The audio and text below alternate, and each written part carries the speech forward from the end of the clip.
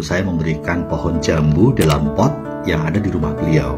Karena meskipun pohon jambu itu tambah besar, tapi nggak berbuah-berbuah. Sementara teman-teman ibu yang saat itu juga membeli pohon jambu yang sama di saat yang sama, karena pohonnya sudah dipindah ke halaman rumah mereka, sudah berbuah. Jadi ibu malah bilang, kamu tanam saja di rumahmu. Wah, saya senang. Setelah saya tanam di halaman samping rumah, betapa happy-nya saya. Saya berikan pupuk dan saya rawat. Memang setelah 1 hari, ya ada daun-daun yang rontok. Saya pikir wajar lah. Karena selain dibawa dengan mobil pickup, kena goncangan-goncangan mungkin ya. Atau juga penyesuaian dengan tanah. Tapi setelah 2 hari, 3 hari, 4 hari, saya makin deg-degan. Karena rontoknya udah nggak ketulungan lagi. Tinggal ranting-rantingnya doang dan tersisa 2, 3, 5 daun. Segera saya telepon Patri yang biasa ngerawat halaman dan kebun di seluruh komplek. Normal nggak sih kayak gini? Karena saya sebelumnya juga sudah punya tanaman-tanaman yang tadinya juga ada di pot, lalu saya beli dan nggak rontok seperti itu waktu dipindahkan di halaman rumah saya. Lalu Patri jawab, ini bukan normal Pak, ini abnormal. Pohon ini dehidrasi. Jadi saya diminta untuk treatment khusus nih. Selangnya nggak cuma nyiramin air dari luar, tapi bener-bener harus ditancepin sampai masuk di beberapa titik sekitar pohon itu dan alirkan beberapa saat. Seperti itu terus. Dan hasilnya luar biasa. Tidak ada rontok lagi. Dan mulai muncul calon-calon daun yang kecil-kecil dari setiap ujung rantingnya.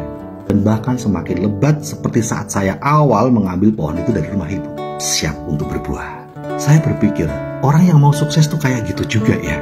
Seolah-olah kita sudah tumbuh, makin gede, makin rimbun. Tetapi karena masih ada dalam pot, maka kita jika diibaratkan pohon itu tidak berbuah. Pot itu menjadi zona nyaman kita. Bagi perantau, pot itu seperti gaji majikan. Memang kita terus bertumbuh, kita menghasilkan daun.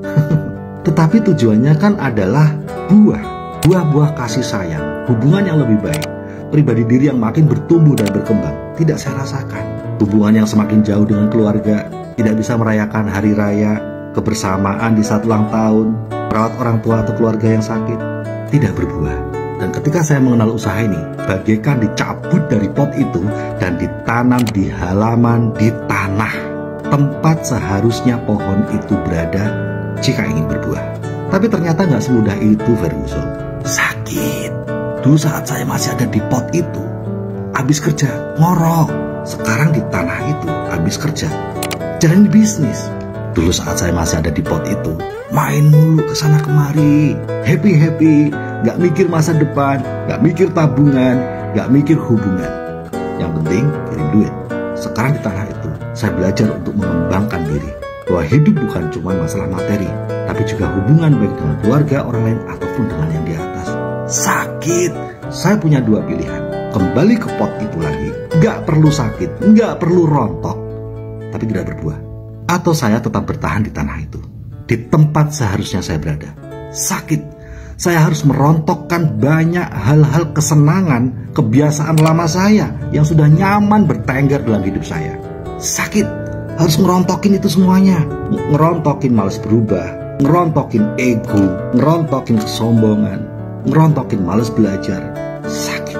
Saya berubah untuk diri saya sendiri, untuk orang-orang yang saya cintai, untuk orang-orang yang saya rawat. Tidak ada jalan pintas untuk sukses.